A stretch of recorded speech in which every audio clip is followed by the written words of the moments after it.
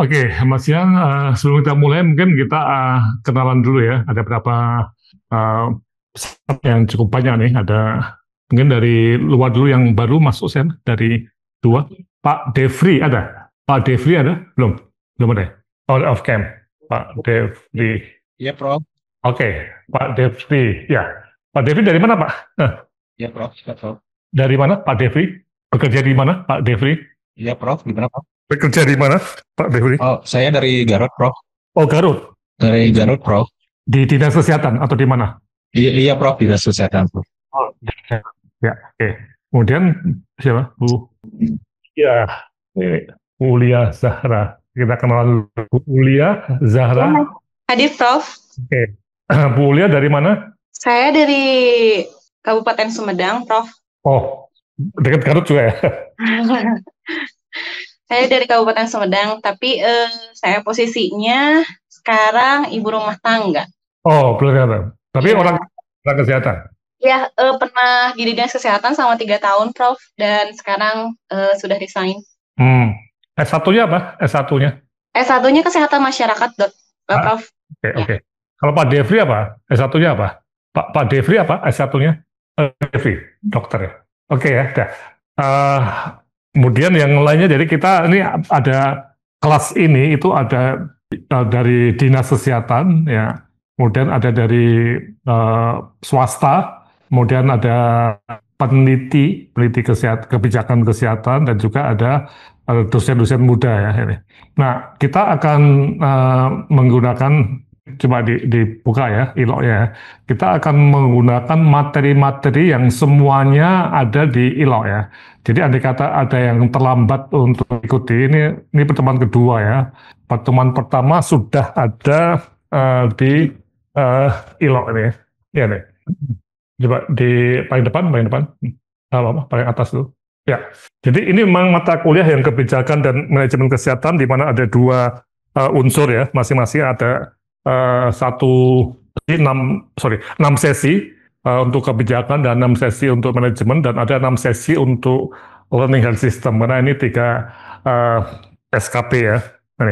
Nah, kemudian dalam model yang kita pergunakan itu kita menggunakan terus ya pendekatan multidisiplin ya untuk proses kebijakan di mana kuliah pertama ini sudah berjalan kuliah pertama minggu lalu ya itu intinya melihat pada uh, analisis kebijakan ya.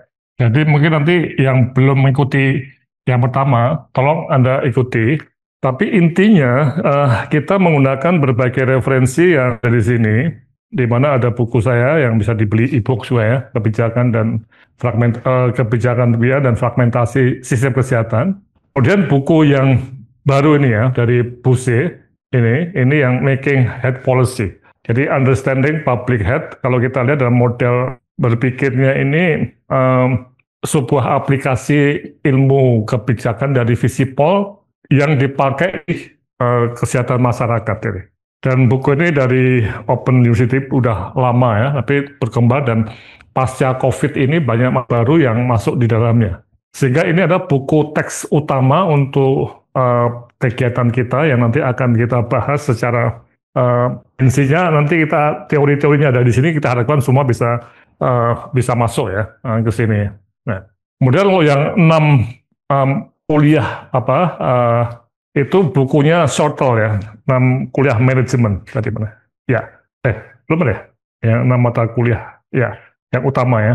Ini bukunya belum ada. Buku, oh, ini, mungkin ya nih. Yang Shortle, ini buku yang utama dan ini juga sudah bisa dibeli menggunakan e-book ya. Jadi ya di level pasca ini kita harus menguasai minimal satu textbook ya, satu textbook yang kita pahami betul dari A sampai Z-nya ini. Kemudian nanti ada kasus-kasus yang kita akan perdalam berbasis pada apa yang ada di buku teks tadi ya. Jadi kita akan melihat teorinya dan kasusnya. Ini. Nah, karena itu nanti akan ada tim teaching di mana saya sebagai pemimpin ketua penanggung jawabnya. Kemudian ada Bu Like di sini ya, ada di sini Bu Like. Nggak kelihatan apa caranya, supaya kameranya apa? Nah, muncul di situ aja. Oh, nggak bisa otomatis ya?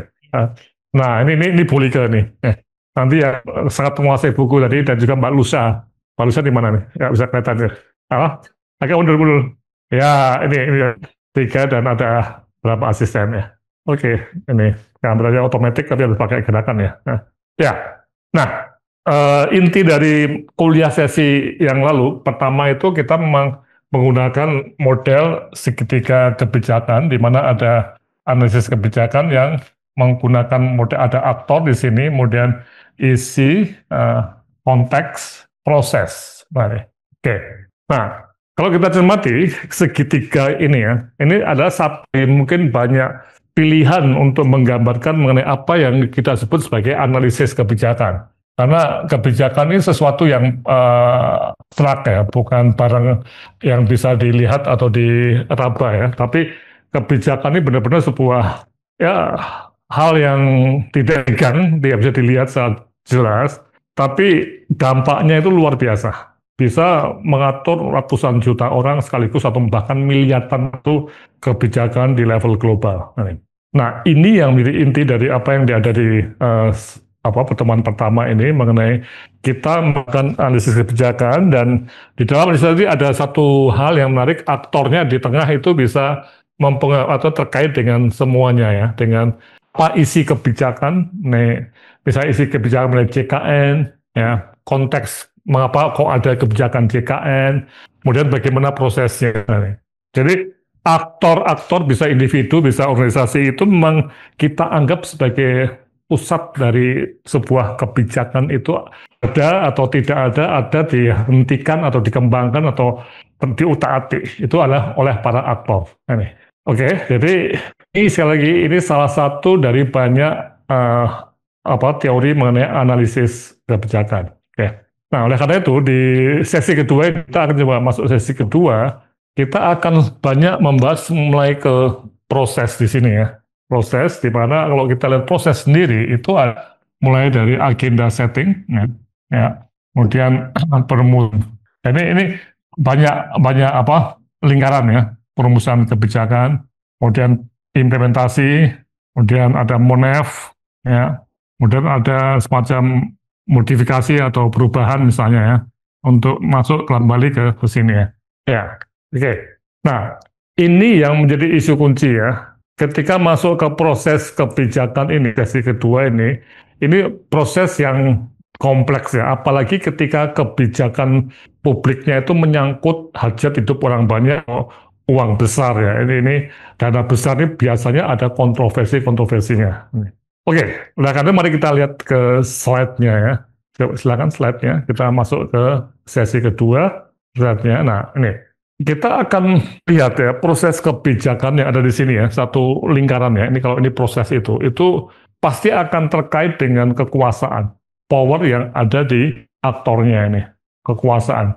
Dan kalau kita lihat dalam model bernegara kita itu ada kekuasaan di level pusat, provinsi ya, atau di kabupaten kota. Nah, inilah yang menjadi isu kunci ketika kita bicara mengenai kebijakan apa yang akan kita analisis. Kita harus pilih betul. Memang kebijakan paling besar adalah undang-undang ya, yang menyangkut seluruh Indonesia. Tapi juga ada mungkin kebijakan berupa perda, peraturan daerah mungkin untuk DIY ya, atau di Bali. Nah, ini lagi rame nih. Lihat Bali banjir. Saya lihat itu dari Vietnam loh. Kaget juga, ini Bali sampai ada, saya nggak bisa bayangkan banjir seperti itu ya. Makanya pertanyaan menarik, apakah ada perda mengenai itu di bantaran sungai ini? Ternyata nggak ada ya, dari sungai dengan itu kayak di Venesia atau ya Venesia. Tapi di Venesia nggak ada banjir.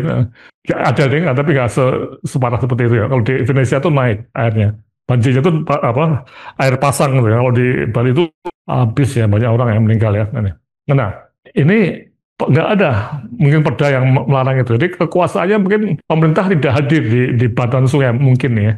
Nah, tapi kalau kita lihat di JKN atau di Undang-Undang Kesehatan, siapa pemerintahnya? Kelihatan jelas sekali. Ya, pemerintah melalui Kementerian Kesehatan atau melalui Kementerian Keuangan bersama-sama BPJS. Oke ya. Oke, nah slide berikutnya ya. Nah ini, jadi hari ini kita akan melihat 3 hal kunci ya. Pertama, proses kebijakan dan kekuasaan. Nah ini nanti Bulike, poin 1 dan 2 akan menyajikan sebagian dari buku itu ya, buku teoritis. Makanya saya berharap semua peserta ini mempunyai buku ini. Kalau bisa beli ya e-booknya ya, atau pakai bersama-sama atau 4 orang bisa aja sharing itu. Bisa ya kayaknya dipakai bersama 3-4 orang ya, bisa ya. Jadi urunan karena cukup mahal ya. Berapa harganya? Berapa harganya? Apa? 700.000 ya. Apa? Berapa? Di paket yang Amazon Oh. lebih mudah aksesnya. Oh, bisa ya, bisa. Segera aja ya. Ya. Nah ini, tapi kita sudah menerjemahkan tapi yang lama ya, 2012. Itu apa? Dibaca aja ya. Itu terjemahan yang tidak resmi ya, untuk memahami buku itu bagus. Kita akan bisa melihat secara keseluruhan, karena ini ilmu ini memang dari Visipol ya. Kita orang-orang kesehatan tidak pernah punya ini di S1 kita ya. Kita harus memahami utuh tadi ya. Ini. Nah, nanti Bu Like akan membahas mengenai proses kebijakan dan kekuasaan, kemudian memahami evidence informed policy. Nah, ini terkait dengan kekuasaan juga, apakah mereka bikin kebijakan itu tidak menggunakan bukti atau menggunakan bukti ya, apakah pakai riset atau tidak pakai riset ya. Nah, nih. Kemudian yang ketiga, memahami sejarah kebijakan pendanaan dan BPJS. Karena ini banyak mahasiswa KPMAK ya, jadi kita akan menggunakan studi kasus mengenai BPJS dan kita dari sejarah yang cukup panjang ya, nanti akan saya berikan di sini. Oke ya, coba sebelum publikasi mungkin saya akan sedikit memberikan semacam satu ya, klik lagi. Nah, itu pertama nih proses kebijakan dan kekuasaan nih, slide-nya. Nah nih, jadi apa yang kita lihat tadi ya, ini kita akan melihat ada ini di balik kita bisa ke kiri, ini ke kiri ya. Pendapat agenda, perumusan kebijakan, penetapan kebijakan, dan monitoring dan evaluasi. Nah, ini ya yang jadi isu kunci. Kita akan lihat di tiap-tiap poin di sini ya, itu juga rumit ya. Misalnya gini, agenda tadi ya. Kalau kita mau bikin undang-undang, sudah ada aturannya harus masuk prolegnas, program legislatif nasional. Atau kalau mau bikin perda harus masuk dulu ya prolegda. Ya. Jadi penetapan agenda untuk kebijakan publik itu tidak mudah ya. Ini banyak sekali atau interest politik juga. Ya. Dan andai kata pun jadi masuk, belum tentu ketika setahun kerja itu, makanya ada situasi di mana DPR dianggap tidak begitu produktif, karena ketika merumuskan dan menentukan kebijakan itu nggak banyak yang dihasilkan. Atau juga ini yang diisu kunci juga dihasilkan tapi banyak di MK kan, karena banyak perubahan menyusun kebijakan tadi.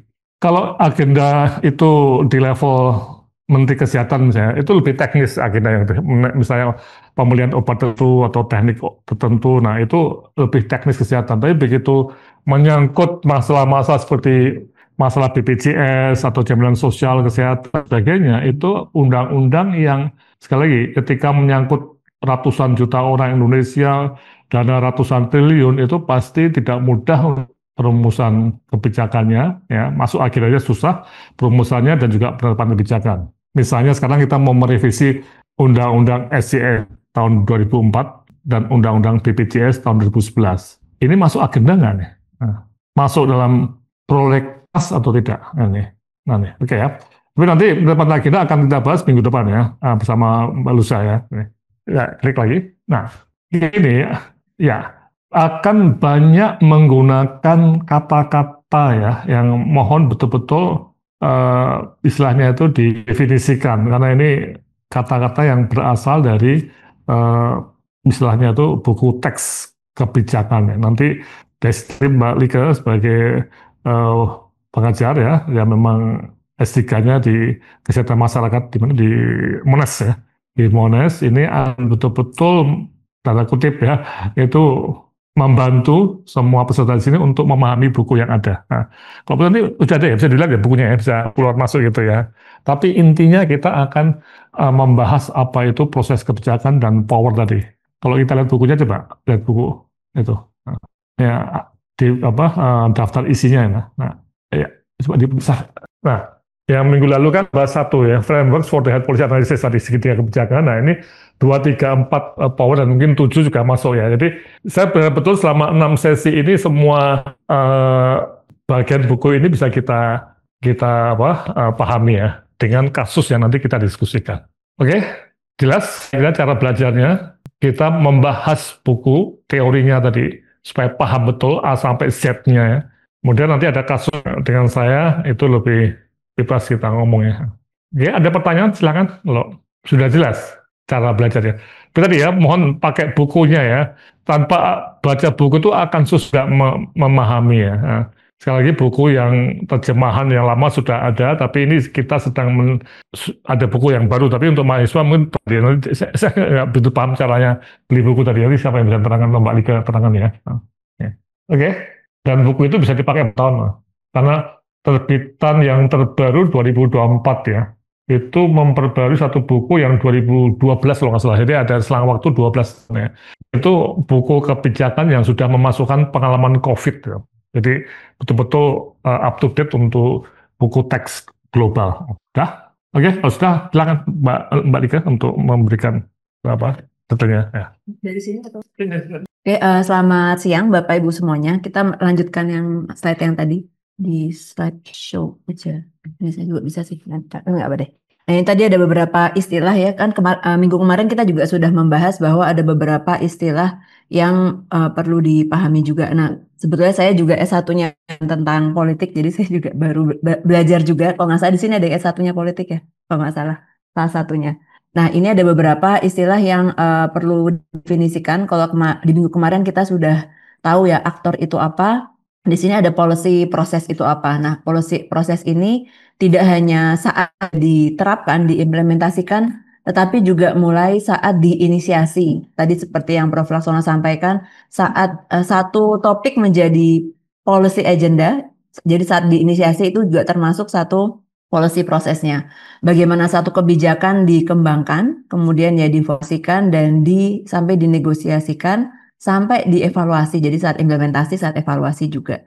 Nah, kemudian tadi ada penetapan agenda. Di situ kalau di bukunya nanti akan ditunjukkan juga, dia disebut sebagai problem identification dan issue recognition. Ini tadi yang disebut di mana dia masuk ke Prolegnas atau Prolegda dan seterusnya. Kemudian yang ketiga, tahapan selanjutnya adalah bagaimana perumusan dan penetapan kebijakan. Jadi apa saja yang isu kebijakannya, proses negosiasinya, poin-poinnya apa saja dan penetapannya apa. Kemudian pelaksanaan kebijakan dan monitoring dan evaluasi kebijakan. Jadi sebetulnya yang tadi gambar lingkaran itu, mungkin slide sebelumnya, sebetulnya di tahap yang nah, setelah ada pelaksanaan monitoring evaluasi itu di banyak gambaran yang nanti Bapak Ibu bisa temukan di website itu ada tulisan terminal kebijakan. Kebijakan itu bisa dihentikan atau bisa diganti. Mungkin Bapak Ibu ada yang mengingat, ada yang dokter beberapa ya di sini atau yang memperhatikan di tahun 2017 ada kebijakan mewajibkan dokter spesialis 4 atau 5 besar, jadi obsgin, interna, saya lupa, bedah, anak, dan mungkin radiologi ya, itu menjadi mereka wajib praktek di tempat-tempat tertentu, regardless atau peduli dia bayar sendiri atau dapat beasiswa. Beberapa teman saya ada yang kena juga dan ya oke-oke aja ya dengan itu, tetapi beberapa punya nggak terima gitu ya, karena ya ada banyak hal kalau orang-orang yang dapat beasiswa mereka ya oh ya udahlah namanya juga dapat beasiswa negara dari negara mau apa saya nurut aja. Tapi kemudian ada juga yang mau ambil dokter spesialis, mereka sudah menyiapkan modal sendiri, mungkin ada yang tanah jual rumah, ada yang mungkin dikasih biaya apa dari orang tuanya dulu dan macam-macam lah untuk itu. Terus tiba-tiba wajib ke daerah tertentu. Nah, memang take home pay-nya ya cukup baik ya. Waktu itu kalau nggak salah minimal 30 juta. Jadi misalnya teman saya itu dapat di Sangkulirang, mana tuh ya, Kalimantan, ada yang tahu nggak ya, Barat atau dekat Sanggata gitu. Saya juga pernah ke sana. Yang katanya tuh kalau air kerannya dibuka tuh merah, jadinya dia agak nggak happy di situ, tapi dapat 30 juta sebulan minimal. Nah, tetapi mereka juga berargumen loh, kalau saya lulus kerja di Jakarta, saya bisa dapat 70 juta sebulan. Kenapa saya tiba-tiba diwajibkan kerja jauh? Sehingga kalau Bapak Ibu googling gitu tentang kewajiban kebijakan wajib dokter spesialis itu sudah berhenti, sekarang sudah diganti. Awalnya karena apa? Karena menuntut itu, ada yang menuntut mungkin dari aliansi dokter-dokter yang terdampak itu mengajukan ke Mahkamah Konstitusi melihat mereview kebijakan ini, akhirnya itu dihentikan. Jadi memang ada di situ ada kebijakan itu mungkin saja dihentikan. Nah, berkaca dari yang tadi kasus kita ceritakan tadi, jadinya bisa saja satu kebijakan itu dihentikan tadi. Kenapa kok bisa? Oh, karena ada yang aliansi dokter itu, bukan ID sih, memang beberapa kelompok saja, jadi bukan atas nama ID. Sepengetahuan saya, nanti mohon koreksi kalau misalnya ada yang tahu prosesnya lebih detail. Dia itu ya menuntut untuk pembatalan itu. Berarti kan di situ ada orang-orang yang punya mungkin punya power kan bisa dalam bentuk macam-macam ya. Ada dalam bentuk dana, mungkin ada bentuk ya kemampuan untuk mempengaruhi, nanti kita akan bahas. Nah, di situ ada aktornya dan ada ya aktornya tentunya ada power sehingga dan tahu bagaimana cara kebijakan ini, gimana caranya dia bisa dimodifikasi, gimana bisa digulingkan gitu sehingga itu bisa akhirnya berhenti dan dimodifikasi. Next. Nah, itu tadi sudah. Nah, jadinya bagaimana hubungan proses kebijakan dan kekuasaan ini. Nah, di bukunya next. Nah, ini kok pada lihat di layar lumayan kecil ya. Lumayan bisa di zoom. Jadi, oh ya Bapak Ibu mau barangkali ada yang belum atau jarang mengikuti kelas online. Jadi misalnya Bapak Ibu online di sini kan kadang-kadang kan kami menggambar di papan tulis ini terus di zoom. Tapi share screen-nya masih ada. Nah, Bapak Ibu bisa di foto yang ada HPM UGM-nya itu ada titik 3 terus bisa dipin supaya jadi lebih besar. Ya, ini masalah teknis aja sih supaya lebih mudah juga. Nah, di sini mungkin bisa tolong di zoom Mbak ininya. Oh, nggak bisa ini ya. Oh, ya udah. Oh, ini saya pakai ini ya. Pakai slideshow. Oh, oke. Ya udah. Jadinya Bapak Ibu bisa mencari ini dari artikel apa ya? Oh, artikel Resnick et al. Kaleidoscope Model of Policy Change. Di sini ya bisa di situ ya ke zoom. Oh, di sini aku nggak ngaruh ya. Ya, tapi nggak apa-apa. Oke, ini kok bisa zoom masing-masing layar kan ya. Jadi ini tadi kan ada 5 tahap tadi ya. Ada agenda setting atau penetapan topik yang di sebelah kanan ini.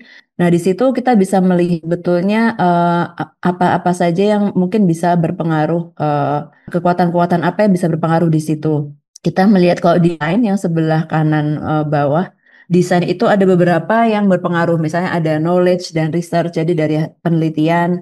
Kemudian dari ya, ideology, beliefs, ada juga cost benefit calculations. Jadi di sini memang saat mendesain satu kebijakan itu penting ada satu apa ya evidence-nya apa, kemudian ya perhitungannya. Mungkin ada hitungannya juga kalau menetapkan kebijakan ini berapa cost-nya, ya dampaknya seberapa akan beneficial untuk kita semua dan sebagainya.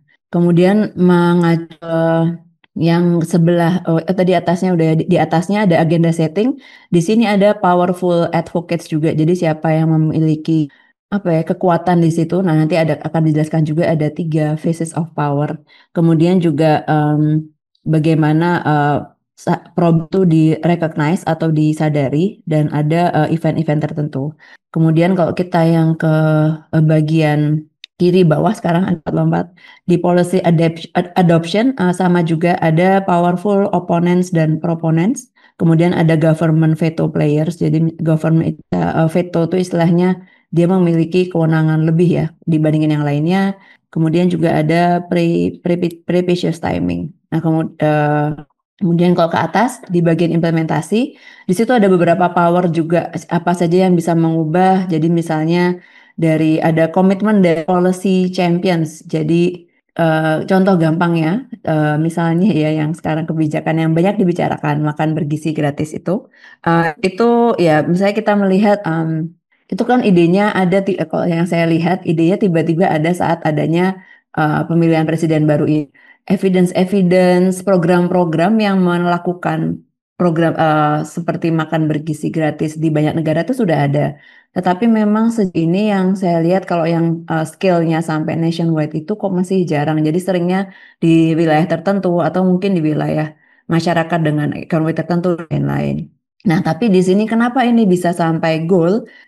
Meskipun ya mungkin yang lain-lainnya meskipun dari segi evidence-nya terbatas, meskipun dari ya mungkin banyak juga opponents-nya. Nah, tapi memang jadi policy champions-nya, jadi presidennya berkomitmen untuk itu sehingga itu bisa.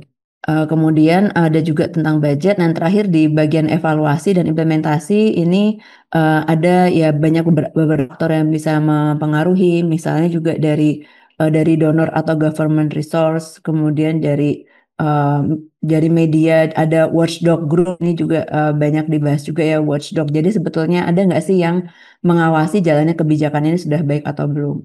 Dan juga ya institutional shift. Ini jadi aktor-aktor yang bisa mempengaruhi policy proses itu bisa sangat banyak. Nah ini bisa Bapak Ibu juga nanti mencoba melihat satu kebijakan gitu di proses-prosesnya bisa melihat apa saja sih yang sudah mempengaruhi kebijakan ini di setiap siklusnya.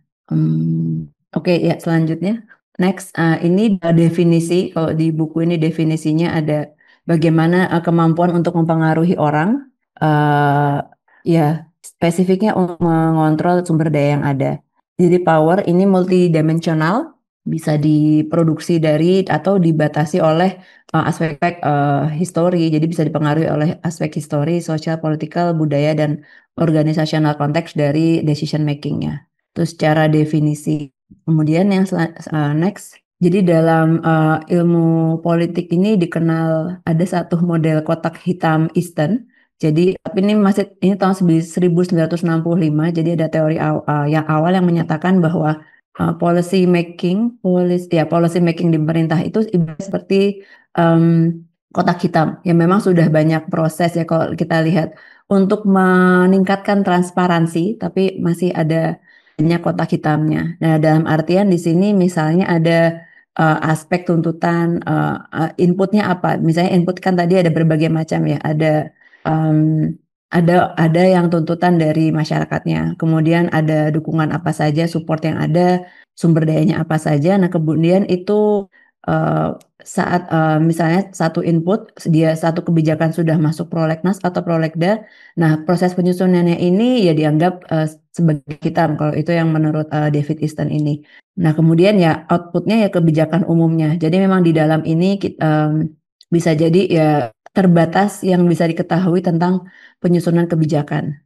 Nah, berbicara tentang bagaimana sih akhirnya kebijakan itu keluar, isinya apa saja. Nah, jadi kalau dari bukunya si Buse yang terbaru ini, next, ada 3 istilahnya apa ya, traces of power.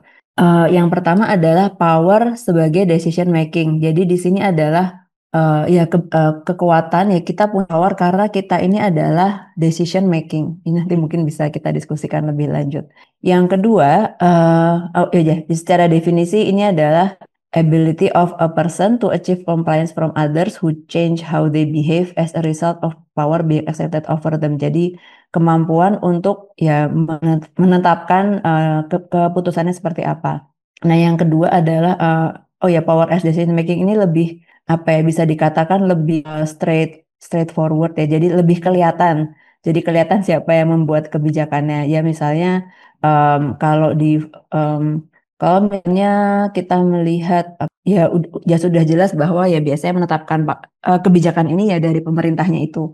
Nah, kalau aspek kedua yang power as non decision making ini adalah siapa yang memiliki wewenang. Jadi mungkin dia tidak memiliki wewenang untuk menetapkan kebijakan, tetapi dia punya kekuatan untuk men-set political agendanya apa dan buat supaya isunya tetap and keep particular issues of the agenda. Jadi mengupayakan bagaimana kalau ada isu tertentu itu nggak usah masuk legnas.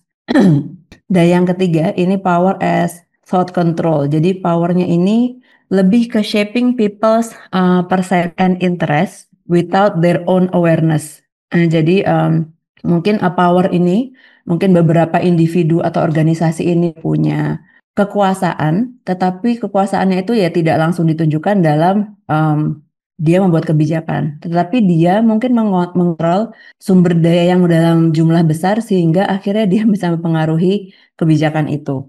Nah, ini for discussion. Ini sebagai contoh ya. Sebagai contoh, next slide. Tadi Prof. Sono sempat menyebutkan, ini kuning nggak kelihatan, yang menyebutkan ya bahwa biasanya pasti ada uang ya. Ya kita mau nggak mau bilang uang ya. Uang itu sangat-sangat mempengaruhi kebijakan. Ya, kurang lebih seperti itu. Ini ada beberapa contoh, tapi seperti yang diangkat di sini adalah masalah rokok. Jadi ini adalah beberapa determinan politik kesehatan. Ada krisis moneter, kemudian ada HATEN, ada perjanjian dagang antar negara, ada aspek produksi makanan, ada konflik bersenjata, dan ada juga yang dengan kebijakan untuk pengungsi. Jadi aspek-aspek terkait politik, pemerintahan, regulasi tidak hanya di tingkat Indonesia tapi di tingkat global. Mungkin salah satu yang paling obvious sekarang konflik bersenjata ya. Sebetulnya kan kalau konflik bersenjata, kalau kita lihat seandainya kita punya pabrik senjata, kita kan pengennya orang beli produk kita. Nah, gimana caranya orang beli senjata? Nah, maksudnya untuk keperluan apa kan? Mungkin juga cuma iseng-iseng aja, tapi memang harus ada chaos yang dibuat di situ sehingga senjatanya laku. Kurang lebih seperti itu. Nah, ini ya banyak aspek. Ini salah satu contohnya mungkin yang paling dekat tobacco ya. Next. Nah, jadi tobacco. Jadi Indonesia tuh udah meratifikasi FCTC belum ya? Belum, masih belum ya. Nah, Indonesia itu salah satu negara yang memang produksi tobacco tinggi ya, termasuk Jogja ini juga ada pabrik nggak sih? Ya, jadi memang ada uang besar di tobacco itu. Jadi kan harusnya kesehatannya supaya menekan dampak buruk pada tembakau, ada si FCTC itu menuliskan perlu ada pajak atau cukai untuk produk tembakau. Terus ada peringatan kesehatan. Jadi seperti yang warna hijau ini, jadi Marlboro. Ini tuh kalau nggak salah di kemasan rokok di Australia ya. Jadi cuma plain warna hijau isinya peringatan. Kemudian ada juga regulasi produknya dan kawasan kebijakan tanpa rokok. Nah, kemudian yang menarik di sini adalah tidak semua negara itu mau meratifikasi ini. Nah, malah ada yang contohnya, sebentar lupa contohnya. Saya buka KPN dulu nih daripada saya salah menyampaikan. Oh ya, jadi yang tentang ini ada salah satu contoh ya. Jadi misalnya di Australia. Jadi di Australia ya. Jadi misalnya di Uruguay ya. Ini saya lupa mendapat referensi dari mana, tapi nanti saya sharekan. Jadi karena ada perjanjian ini kan, jadi negara tuh bisa membuat kemasan yang plain gitu. Kemudian Uruguay waktu itu melaksanakan, jadi dia menetapkan ada warning dalam bentuk gambar yang lebih efektif daripada tulisan gitu. Tapi kemudian dia dituntut oleh perusahaan rokok di forum internasional dengan alasan dia melanggar bilateral investment treaties. Jadi ada perjanjian bahwa kalau misalnya satu negara itu menetapkan sesuatu peraturan yang terlalu strict untuk yang rokok ini, maka dari perusahaannya itu bisa menuntut. Kemudian juga di sini jadi akhirnya si Philip Morris ini menuntut pemerintah Uruguay ya, alasannya itulah. Jadi perusahaan, jadi power, mungkin dia tidak memegang kekuasaan sebagai decision maker, dia juga mungkin tidak mempengaruhi political agenda, tapi bisa ini aspek yang ketiga tadi ya, bahwa dia itu dia punya thought control ya, jadi dia bisa men-impulse tapi tanpa awareness kita juga. Jadinya dia mempengaruhi bagaimana kebijakan ini diterapkan, walaupun dia bukan decision maker di negara itu. Kemudian contoh kedua, nah ini adalah contoh yang dilakukan India kalau nggak salah ya. Jadi ada sorafenib, bisa di googling, dia tuh obat kanker produksinya Bayer Gel. Harga terapinya per bulan itu 5.000.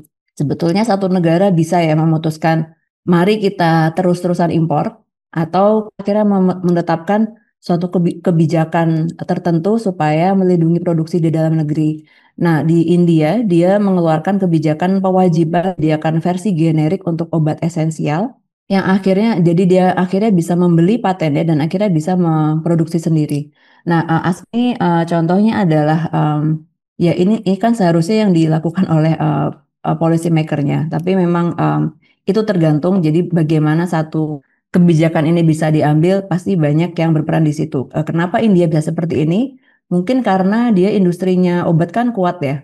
Dia salah satu produksi obat tertinggi, untuk vaksin juga dia kuat. Nah, misalnya ya kita berandai-andai seandainya industri di Indonesia kuat, mungkin juga ada interest di situ kan. Oh, dengan menetapkan kebijakan ini, maka ya akan banyak power ke kita, akan banyak dana yang lebih masuk ke perusahaannya itu.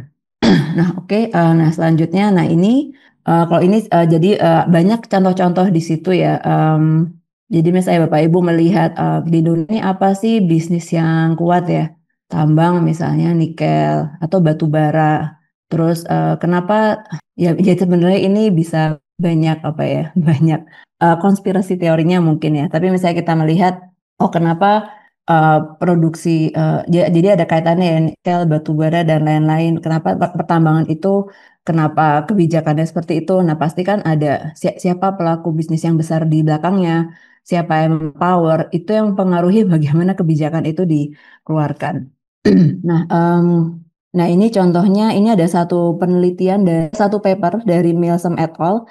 Jadi dia memang menstate ya bahwa corporate power dan international trade regime preventing progressive policy action untuk NCDs. Nah, mungkin ada yang terpikir kalau NCDs ini kira-kira kebijakan tentang apa ya? Tentang produksi apa?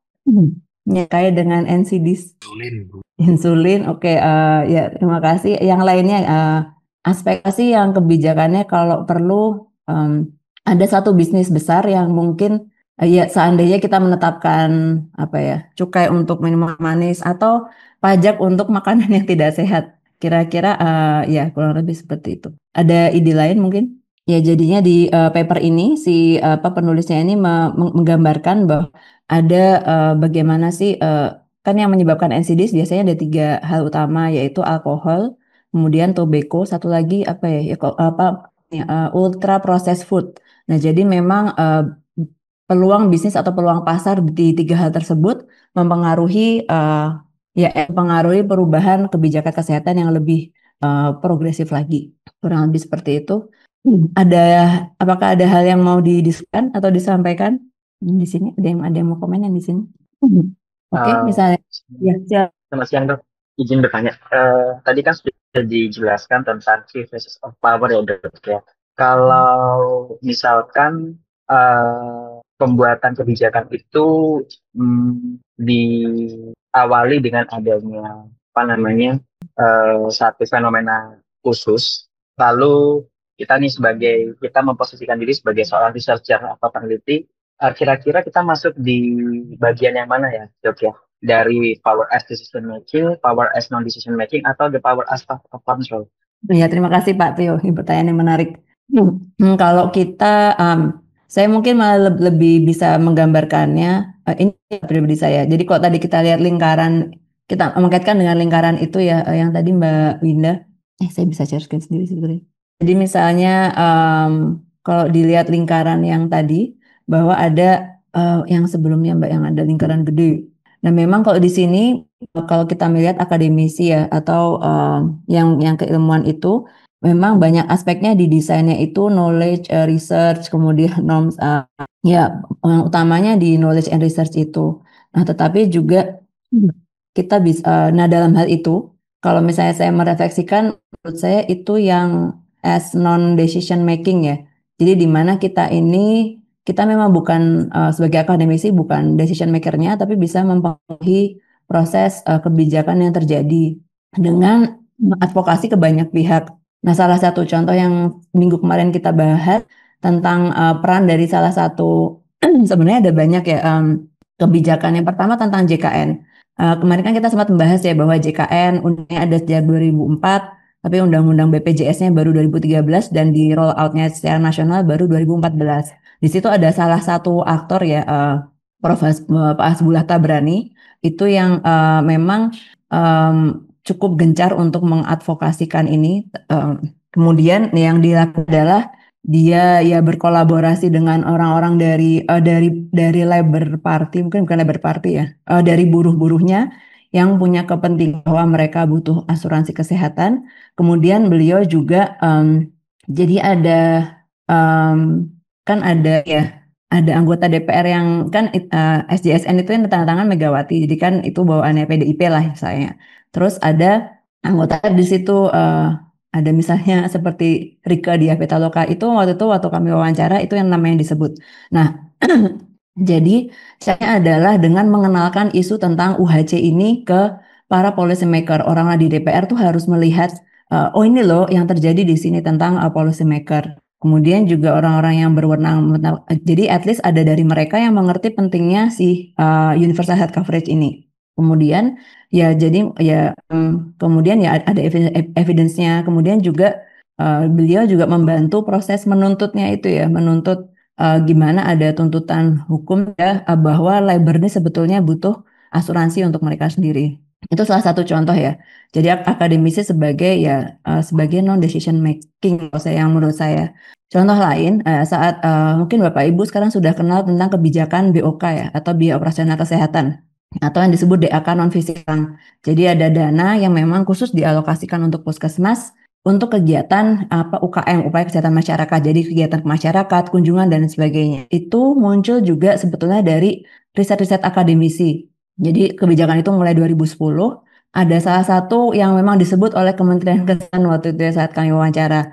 Waktu itu Prof. Askobat cukup aktif dalam memberikan ya beliau yang pertama kali atau salah satu yang menyebutkan bahwa puskesmas ini tidak punya dana untuk UKM atau upaya kesehatan masyarakat atau intervensi ke masyarakatnya. Sehingga dari situ mungkin ada penelitian-penelitian lain juga yang juga mengadvokasi bahwa puskesmasnya tidak punya anggaran. Nah, tetapi di situ itu saja tidak cukup ya. Jadi memang bukti-bukti ilmiahnya harus ditunjukkan.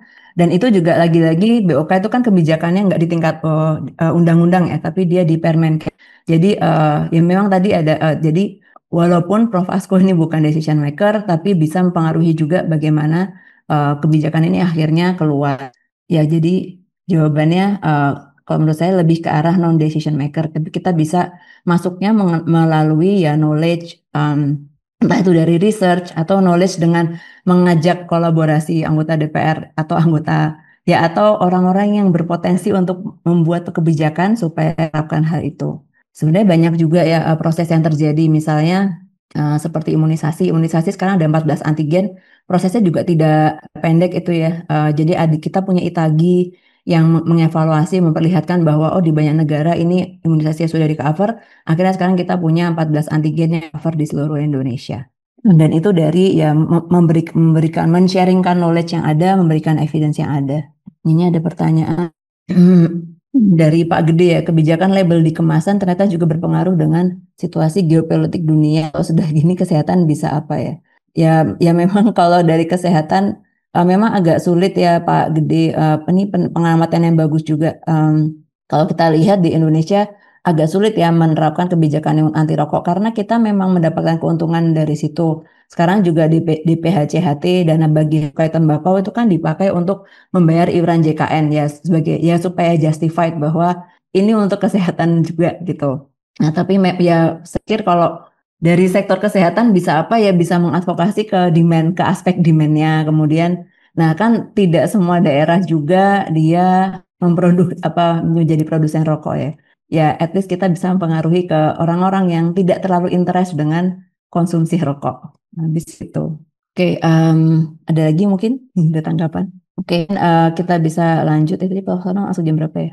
Ya, ini tentang evidence informed decision making. Di sini juga sebenarnya banyak ya Bapak Ibu yang pengalaman penelitian di PKMK juga. Jadi akan banyak diskusi.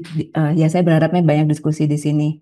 Nah sekarang tentang ya kebijakan ini pengambilan keputusan atau decision making yang berbasis apakah berbasis evidence atau tidak. Ini bisa rasional dan juga bisa kurang rasional atau tidak rasional.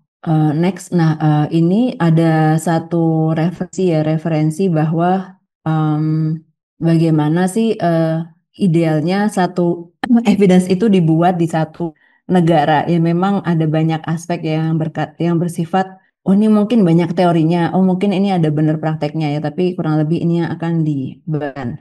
Mungkin step share, saya mau share dari tempat saya sendiri. Ya. Oke, jadi ya ini aspek yang ideal dulu. Jadi apa ya sebelumnya? Kita misalnya bicara juga tentang evidence gitu. Nah, evidence ini kan evidence informed decision making. Nah, evidence ini sebetulnya kalau dari by definition adalah finding from research. Tapi ada juga kata-kata knowledge ini yang tertulis di pedoman dari WHO itu yang bisa menjadi satu basis untuk decision making. Memang agak tricky ya yang warna merah ini. Other knowledge ini apa saja sih? Kalau menurut Kalau menurut ya yang apa yang di buku WHO tidak hanya hasil penelitian atau scientific knowledge, tapi data yang rutin dari data di wilayah kita pasti ya. Jadi data rutin, data surveillance atau informasi yang informal. Jadi ada formal sama tacit knowledge itu. Nah, yang sering dijadikan bukti ini ada data surveillance epidemiologi atau sejarah atau pengalaman di masa lalu. Ini yang akan disampaikan juga oleh Prof. Laksono. Ada informasi kualitatif dan informasi yang interpersonal atau informal. Ada lagi yang mungkin mau menambahkan di sini? Mungkin bisa di kolom chat. Apa sih yang sering dijadikan bukti? Atau misalnya saat kita berbicara dengan decision maker ya, yang di lapangan dengan kepala dinas atau kepala daerah. Apa sih yang jadi bukti? Ya bisa banyak hal sih, bisa data-data juga. Expert opinion bisa termasuk juga nggak, Dok? Oh iya betul, terima kasih Pak. Ya expert opinion. Jadi termasuk informasi itu expert opinion itu dianggap sebagai satu karena ya memang penelitian itu masih jarang ya yang mungkin spesifik di wilayah kabupaten di wilayah kita. Terus ada Pak Gede. Oh ini tadi data rutin program Bu Ulia ya data program benchmarking. Nah best practice wilayah lain itu bisa jadi bukti juga. Pak Menkes benchmarking ya ya mungkin memang suka benchmarking. Memang benchmarking memang penting juga ya. Betul. Jadinya ya ada banyak sih buktinya. Ya ada dari data penelitian. Memang kok penelitian dari tempat kita agak terbatas ya. Jadi kalau nggak salah dari salah satu pusat studi ya PMK ini pernah menyusun satu bagaimana sih policy brief untuk sugar sweetened tax ya. Jadi bagaimana pajak cukai untuk minuman manis. Tetapi memang saat itu ya mungkin 5 tahun yang lalu ya evidence-nya masih jarang ya. Ya memang evidence di luar itu bagus banyak tetapi masih jarang. Oh ini kok bisa nggak kelihatan nih? Ya udah nggak apa. Terus kalau yang di layar ada kelihatan. Jadi yang penting di sini adalah kok ada konteks kewilayahan. Nah ada satu istilah ya intinya evidence informed decision making. Satu keputusan harus diinform dari best available evidence dari research. Dan tapi di sini ada as well as-nya, as well as other factor seperti teks, opini publik, terus aspek equity, apakah visible, kemudian apakah affordable, sustainability dan accessibility to stakeholders. Ini kurang lebih by definition-nya. Jadi pengennya sih evidence informed itu kalau memanfaatkan sebagai sumber informasi ya, termasuk ya bukti penelitian, tapi memang tidak hanya itu. Nah, mungkin beberapa kan bedanya antara evidence based yang medicine dan bagaimana evidence informed decision making. Kalau misalnya Bapak Ibu mungkin ada beberapa yang latar belakangnya kesehatan. Jadi kalau evidence based itu ya berdasarkan cukup saklek ya. Jadi evidence itu diambil berdasarkan hierarki formal dari hasil penelitian yang paling top itu apa. Nah, dalam penelitian itu ada yang disebut piramida of evidence. Jadi yang paling tinggi itu ada systematic review dan meta analysis. Nah, ini contohnya. Jadi dalam menentukan satu evidence based medicine atau evidence based, jadi pengobatan yang berbasis evidence itu biasanya mempertimbangkan apakah sudah ada hasil systematic review atau meta analisisnya dan seterusnya. Salah satu contoh misalnya kita melihat bagaimana setapkan obat lini pertama, lini kedua, lini ketiga. Jadi misalnya ada penyakit-penyakit itu kan ada obat-obatan yang dianggap lini pertama tuh yang paling bagus lah, Pak, yang gold standard ya lah, paling bagus untuk menteri satu penyakit. Misalnya kita berbicara diabetes mellitus, itu kan yang paling bagus memang insulin. Zaman dulu saat itu belum ada evidence-nya, banyak yang masih menggunakan seperti glimepiride, glibenclamid yang produksi insulin ya. Jadi memaksa pankreasnya memproduksi insulin lebih banyak supaya gulanya tidak tinggi. Nah, tetapi ada banyak jenis yang menyatakan bahwa itu akan memaksa kerja pankreasnya terlalu keras dan dalam waktu tertentu lama-lama pankreasnya jadi tidak fungsi lagi sehingga si proses evidence based medicine ini menegaskan bahwa ini first line-nya ini adalah insulin, yang kedua ada obat-obatan lain dan seterusnya. Jadi misalnya evidence based medicine ini ya untuk menetapkan prosedur pengobatan atau metode lab yang paling efektif tanpa mempertimbangkan ya kalau tidak mempertimbangkan tentang konteks tertentu ya. Nah, tapi di sini kalau kita berbicara tentang kebijakan, evidence informed decision making ini lebih integratif, fleksibel dan menyesuaikan dengan konteks. Misalnya dia seperti insulin itu kan memang yang sudah base-nya bagaimana treatmentnya, jadi baiknya tidak diganti gitulah. Tetapi kalau dalam kesehatan masyarakat ini sebetulnya aspek konteks juga yang bisa ditentukan, yang diperbaiki lah, dimodifikasi. Nah, untuk proses evidence synthesis ini tadi memang ini ada sedikit tadi ya dalam desain kebijakan. Jadi memang ada proses-proses seperti framing atau pernyataan masalahnya seperti apa, analisis situasi, pengumpulan dan pencarian evidence. Di sini ada evidence-nya dinilai, ada dialog kebijakan, terus ya dan sampai sini ini bisa diintegrasikan di kebijakan atau program rutin. Nah, di sini yang terkait dengan pertanyaan dari Pak Tio ya, kalau dari akademisi itu di mana? Memang itu sebetulnya di aspek akademisi atau penelitinya. Kalau tadi yang saya ceritakan mungkin saat itu yang seperti akademisi yang memang kebetulan ada di Jakarta ya dan dekat dengan decision maker-nya, itu sekaligus sebagai knowledge worker. Nah, tapi menurut teori yang WHO ini idealnya ada satu lembaga sebagai knowledge broker. Jadi di mana dia menjembatani antara pembijakan dan evidence yang ada. Jadi di sini ada proses evidence sintesisnya. Ada yang mau diskusikan atau ditanyakan Bapak Ibu? Bu izin. Ya, silakan Pak. Ya, mohon maaf offline karena dari tadi sinyal saya agak jelek. Saya ingin mencoba membahas secara singkat saja terkait dengan satu kasus karena mungkin saya belum mendapat inti kuliahnya. Saya ingin mencoba dengan kasus misalnya kejadian kematian ibu atau bayi, atau misalnya kebijakan terkait dengan pemberian makanan tambahan pada bantuan operasional kesehatan BOK. Kalau misalnya saya ambil kasus saja contoh, misalnya pada kebijakan penurunan AKI dan AKB atau penurunan angka kematian ibu atau bayi, terutama di Kabupaten Garut, kasusnya tidak pernah keluar dari 3 besar secara nasional. Nah, kalau dikaitkan dengan materi yang sudah disampaikan, kira-kira kalau mau dibedah, pada bagian mana penekanannya penting, pada bagian mana yang harus dievaluasi. Ini secara global aja ya Bu, saya belum bicara data gitu, karena mungkin kalau bicara data ini terlalu detail dan takutnya habis waktunya. Tapi mohon mungkin kalau secara kebijakan nasional yang Ibu tahu, bagaimana secara teori yang tadi sudah disampaikan, mengaitkan kebijakan yang tepat seperti apa. Karena seingat saya sudah setiap tahun dari Kemenkes, dari berbagai pihak pun sering membahas ini. Tapi sepertinya kasusnya belum ada perubahan lebih baik. Demikian. Baik, terima kasih Pak Devri ya. Tadi mengangkat tentang kebijakan ibu dan anak dan satu lagi tentang PMT. Ini PMT lokal yang ini ya Pak ya, yang baru itu. PMT yang di anggaran POK itu, bantuan operasional kesehatan. Ya, baik. Kalau saya sendiri melihat ini pandangan pribadi juga. Di aspek evaluasinya, kita sering sekali ada banyak intervensi, tapi evaluasinya ya pertama di implementasinya kita belum melihat implementasi kebijakan. Banyak sekali kebijakan itu yang diterapkannya ya seperti MBG ini ya Pak, blanket policy gitu atau gebiah uyah kalau orang Jawa bilang, diterapkan semua wilayah tidak peduli kondisinya apa.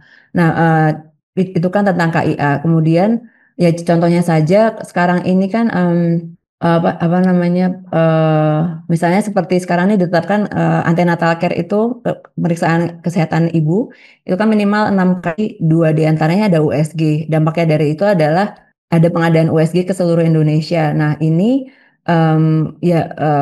jadi menurut saya belum dievaluasi dari bagaimana implementasinya sebetulnya di berbagai wilayah itu, bagaimana sih implementasinya, apakah sudah betul terutilisasi dengan baik. Yang kedua, ya sebetulnya dari evaluasinya, apakah betul dengan pengadaan USG ini bisa meningkatkan ketepatan analisis atau ketepatan dalam early detection untuk ibu hamil yang risty.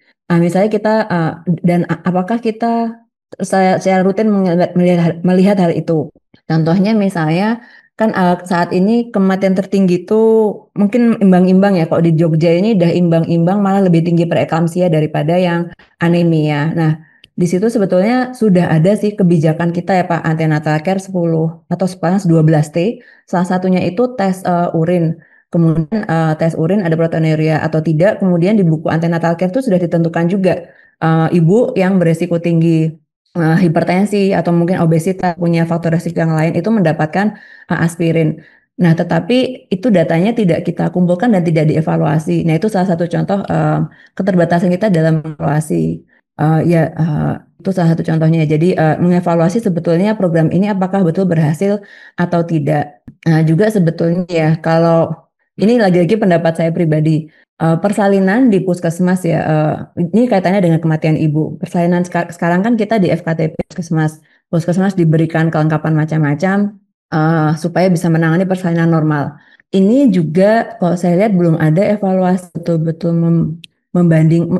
melihat ya. Sebetulnya aspek keamanannya itu bagaimana dari dan mungkin memang penelitian ini tidak bisa dilakukan karena data itu tidak ada. Jadi misalnya gini, kita bisa membandingkan seorang ibu yang bersalin normal di puskesmas dan yang misalnya bersalin normal di rumah sakit. Bagaimana dari aspek keamanannya. Nah, penelitian ini memang agak tidak mungkin. Tetapi kalau kita lihat karena progres kematian ibu itu sangat itu hitungannya jam, bahkan hitungannya mungkin menit. Saat seseorang itu memang dia kondisi persalinannya normal, tapi kemudian dia mengalami atonia uteri. Itu akan lebih cepat dari kalau dia di rumah sakit langsung ada dokter spesialisnya, ada manuver yang menahan perdarahannya sehingga itu tidak sampai meninggal. Atau misalnya udah hipertensi, dipersiapkan sudah tahu dia resiko tinggi, kekoristisnya memang harusnya tidak di puskesmas ya. Tapi misalnya itu tidak terdeteksi, maka memang lebih sulit untuk menjamin keselamatan ibu itu. Jadi ya kembali ke pertanyaannya tadi ya, evaluasinya itu belum masih kalau menurut saya pribadi. Jadi belum mengevaluasi betul-betul efeknya apa. Ada beberapa studi yang sudah mengevaluasi tapi baru sebatas ke apa ya ke utilisasinya. Jadi setelah JKN ini memang utilisasi untuk pelayanan kesehatan di Vaskes itu sudah meningkat. Tetapi saat melihat bagaimana efeknya pada angka kematian ibu, angka kematian bayi memang belum terdapat perbedaan signifikan. Ya, memang perlu banyak evaluasi di situ, Pak Devri. Mungkin Pak Devri akan ada respon dari ibu yang lain ingin menanggapi. Izin merespon dulu ini. Ya, Bu, silakan. Oh, tidak usah, Pak. Ya, saya sepakat dengan pendapat itu tadi terkait dengan evaluasi karena memang selama ini juga yang saya perhatikan memang kelemahan kita adalah evaluasi. Tapi setelah evaluasi pun ternyata ada kebijakan-kebijakan yang sepertinya terlalu mengakomodir kebijakan politis. Contoh misalnya ini nih ya di politis ini yang agak sulit kita berbicara gitu ya karena terkadang ada keinginan-keinginan tertentu atau mungkin ada janji-janji kampanye tertentu yang sebenarnya harus diakomodir secara cepat. Sementara untuk kebijakan spesifik, contohnya seperti tadi itu evaluasi kematian ibu dan bayi misalnya, itu kan bukan kebijakan yang bisa diselesaikan dalam waktu cepat. Mungkin ada terminnya, ada timingnya. Nah, bagaimana mengadvokasi atau mengkombinasikan hasil evaluasi atau pendapat dari expert atau evidence supaya ini bisa sejalan dengan kebijakan politis karena terkadang pimpinan daerah biasanya bergerak hanya ingin memenuhi janji kampanye contohnya. Jadi mungkin dalam tahun ini mereka ingin terlihat seperti misalnya ada pembangunan ini segala macam. Sementara kebijakan kesehatan itu kan tidak bisa terlihat dalam waktu singkat. Itu hanya bisa dirasakan dalam jangka panjang, tapi berproses dan dievaluasi. Nah, ini bagaimana caranya supaya ini bisa sejalan dengan kebijakan politik? Oke, pertanyaan menarik. Saya ini merasa newbie juga jadi sih atau gimana caranya ya. Kalau ini mungkin berbicara ke yang lain lagi, tapi konteksnya bukan MBG. Salah satu contohnya stunting dan imunisasi. Ini satu contoh di satu kabupaten gitu. Jadi saat stunting ini naik, kemudian imunisasi jadi tanda kutip tercuekkan, terignore ya, bengkalai, sedikit lah terbengkalai, kurang mendapatkan perhatian karena orang mikirnya stunting. Nah, yang dilakukan waktu itu memang perlu health literasinya mungkin perlu pada isu kesehatan. Yang dilakukan di daerah itu adalah orang dari dinas kesehatannya tahu nih bagaimana mengemas, jadi memframing satu masalah bahwa imunisasi itu sebetulnya berefek pada stunting. Nah, baru setelah itu, ya ini mungkin kalau Pak Devri tadi dokter juga ya, kalau nggak salah. Ya. Nah, jadinya untuk yang punya background medis, dokter, perawat, mungkin atau bidan, mungkin sudah mengetahui hal itu ya, bahwa low immunity mengaruh ke stunting. Tetapi buat decision maker, banyak juga kan pemimpin politis itu yang mereka tahu cuma oh ya stunting ini harus, tapi tidak tahu bagaimana kaitannya. Nah, salah satu yang dilakukan di daerah tersebut adalah ya dari dinas kesehatannya mengadvokasi ke semua lintasnya bahwa kalau imunisasinya ini tinggi maka bisa stuntingnya ini menurun. Ya itu salah satu contoh sih Pak. Nah, kebijakan yang lalu ya. Nah, kalau kebijakan sekarang MBG bagaimana mengkaitkan um, dengan angka kematian ibu, yaitu memang agak tricky juga, tapi ya bisa juga dikait-kaitkan gitu ya bahwa kalau misalnya angka kematian ibu, ya misalnya gini, kalau ibunya nggak meninggal tuh ini saya ngomong ngaco aja ya, ibunya nggak meninggal kan ibunya bisa memberi dukungan gizi yang lebih baik lagi, mengadvokasi, ajari atau mendidik anak yang memberitahu informasi tentang gizi yang baik pada keluarganya sehingga bisa mendukung MBG. Ini misalnya saja sih Pak. Tapi ya memang prioritas ya memprioritaskan bagaimana mengemas satu masalah biar sesuai dengan prioritas memang butuh banyak hal. Oh, salah satu strategi lain adalah bisa dengan mengkaitkan dengan SDGs mungkin Pak, barangkali SDGs Development Goals kan itu ada banyak ya, misalnya sekarang kalau dilihat-lihat memang RPJMN itu dari sekian fokus yang ngomongin kesehatan memang cuma satu ya, apa kesehatan untuk manusia gitu ya. Banyak yang pengembangan infrastruktur dan lain-lain itu sebetulnya bisa mengkait-kaitkan kesehatan dengan isu mereka melalui jembatannya melalui SDGs ini. Contohnya misalnya untuk perbaikan apa ya, saya lupa, perbaikan infrastruktur gitu ya. Mereka pengen aksesnya lebih banyak. Nah, kita bisa menyempilkan program kesehatan itu dalam misalnya perbaikan infrastruktur dan akses, bahwa dengan di misalnya program prioritasnya pemerintahnya untuk memperbaiki infrastruktur jalan, bisa aja kita mengadvokasi oh perbaikan infrastruktur jalan ini akan berdampak lebih bagus pada well-being apabila kita melengkapi dengan apa ya, pelengkapan SDM kesehatan gitu. Apa gunanya kalau infrastrukturnya udah bagus tapi akhirnya vaskesnya tidak ada SDM-nya misalnya, atau misalnya ya tadi obat atau alat kesehatan, apa gunanya aksesnya bagus tapi obat dan alatnya tidak lengkap. Lebih seperti itu Pak. Barangkali ada yang memberi tambahan. Jadi Ya, kalau dari ya mungkin gitu. Ya, oh, Prof. halo. Yep. Ya, sorry ini lagi. Nah, jadi gini ya, memang tadi Pak siapa namanya? Pak Devri. Pak Devri, ya Pak Devri ya. Iya, memang ini yang tolong di-shoot lagi itu di papan tulis ya, mengenai analisis kebijakan aktornya loh Pak. Tadi sampaikan Bu Lika, memang seperti makan siang gratis ya, itu kan janji kampanye ya. Coba nah ini, coba, ya. Nah, itu kan ada aktornya. Nah, aktor itu yang sangat penting itu adalah policy maker. Ini, yang di tengah tadi ya. Siapa mereka? Nah, tentunya yang paling kuat, tentunya presiden ya. Misalnya Pak Prabowo. Nah, ini yang menarik tadi yang disampaikan oleh Bu Lika ya. Ketika misalnya dalam konteks makan gratis bersama ya, MGP ya, makan siang gratis tadi ya. Itu isinya, itu kan sudah menunjukkan bahwa kebijakan ini membutuhkan semacam dana yang luar biasa besarnya ya. Nah, ketika membuat proses tadi dan aktor tadi, kan ada agenda setting ya. Ini kan tiba-tiba muncul pada saat kampanye, masuk agenda kampanye. Nah, kemudian dirumuskan. Nah, ini menjadi satu kebijakan publik yang ada anggarannya. Nah, disinilah kita akan melihat bahwa analisis kebijakan, namanya policy analysis, itu unsur politik penting ya. Penting sekali. Ya. Artinya penting sekali itu bisa dalam tanda kutip menjadi jelek atau menjadi bagus. Ya. Oleh karena itu dikenal sebagai ada kebijakan yang sifatnya populis gitu Pak. Dari teman-teman ya, populis ya. Yang penting kebijakan itu menyenangkan banyak orang. Nah, ini yang jadi satu isu ya. Entah itu menggunakan evidence atau tidak, tapi agenda settingnya nanti minggu depan kita bahas secara detail ya. Itu dalam proses kebijakan itu yang ditekankan mengenai kebijakan itu menyenangkan banyak orang. Ya, ini bisa dipahami Pak Henry. Jadi kebijakan publik itu selalu tidak lepas dari politik. Cuman sampai seberapa berat pengaruh politik itu, politik populisme misalnya dia, yang penting nyenangkan hati orang nanti, itu bisa tanda kutip itu ditahan atau dinetralisir dengan pemikiran rasional, Pak. Bisa dipahami, Pak Denny? Bisa, Bro. Ya. Nah, di Garut juga pernah ada, Pak. Bupati Garut siapa tuh ya, Pak? Yang tentang kebijakan mengenai apa? Kematian ibu kalau nggak salah ya. Wakil Bupati mungkin, Pak. Bro. Iya, ya, saya pernah dengar juga kebijakannya menarik ya.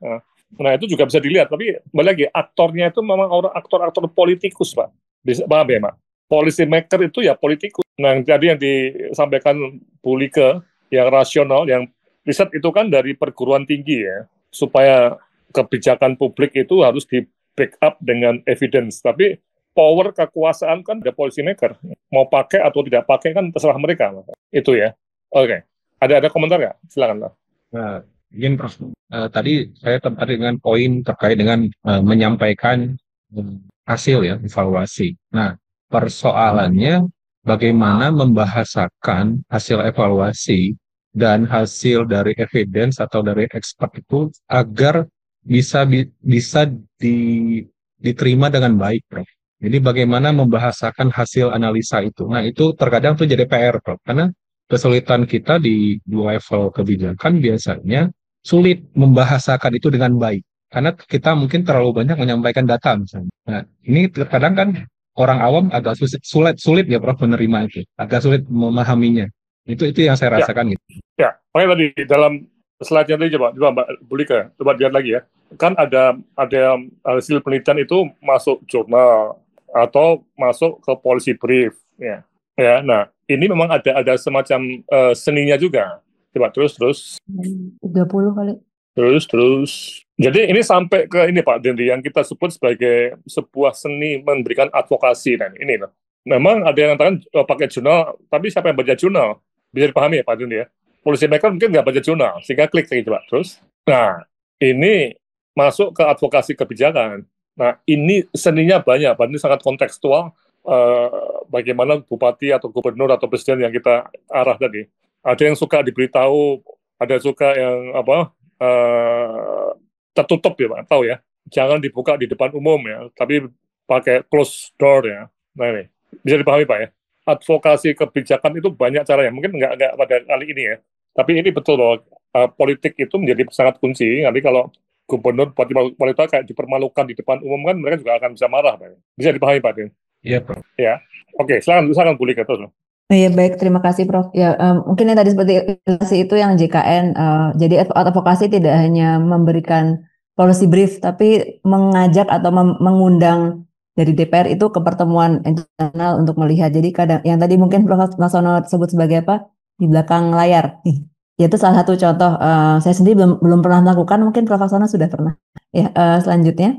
Ya memang betul. Jadi di luar ya kayak seminar atau mungkin menulis jurnal atau policy brief itu banyak advokasi ya, nah, ya karena disebut lobbying ya, lobby juga atau komunikasi yang sifatnya dialog kebijakan itu tertutup ya, atau bahkan mungkin dalam sela-sela kunjungan ya. Jadi macam-macam cara nih, tergantung pada konteks setiap kebijakannya apa dan kesempatan untuk bertemu. Begitu. Terima kasih. Ya, baik, terima kasih Prof. Selanjutnya. Jadi tadi terkait dengan ditanyakan Pak Devri juga, next langsung yang pertanyaan-pertanyaan mendasar dalam advokasi kebijakan. Jadi memang dari hasil-hasil penelitian yang kita temukan ini sebetulnya apa saja yang memang perlu jadi kebijakan atau mungkin ada beberapa hal yang tidak perlu harus ada kebijakannya atau regulasinya baru bisa dilaksanakan. Kemudian siapa yang perlu mengetahui hal ini? Kemudian bagaimana proses transfernya? Tadi kalau di lingkarannya sintesis itu ada namanya dialog kebijakan. Ya idealnya itu yang perlu terjadi. Tapi tadi kuncinya memang harus ada knowledge brokernya. Bukan harus ada, perlu ada brokernya ya. Jadi siapa sih penengah yang bisa memfasilitasi diskusi antara policy maker dan yang dari akademisi atau evidence. Itu misalnya kita lewat jalur yang di layar. Tapi lagi-lagi di belakang layar itu bisa jadi banyak faktor yang berpengaruh.